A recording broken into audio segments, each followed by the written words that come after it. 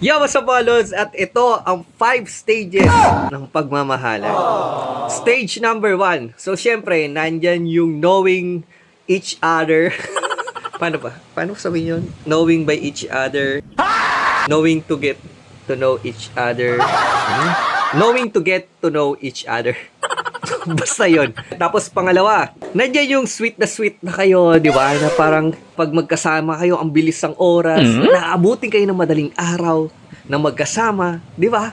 Yeah, boy. And stage number 3, nandiyan na yung mayat-maya nag-update ka, mayat-maya gusto mo siyang kausap. Stage number 4, yan yung palagi mo na siyang sinasamahan. So nagiging norm mo na, no? Nagiging nakakasanayan mo na, nakaka-chat, nakakasama, nag-update, kumakain sa labas. Sana all.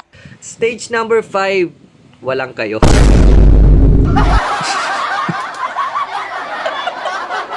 Ginawa mo lahat ng stage pero hindi pala kayo. Ba't ba natin ito pinag-uusapan? Eh, single ka naman. So yan mga lods, gusto ko lang mga aning, no? Sunod na natin i-share tong stage ng love pag lahat tayo ay hindi na single. Kailan yun? So yan mga lods, thank you for watching. Spread love and not hate. Peace!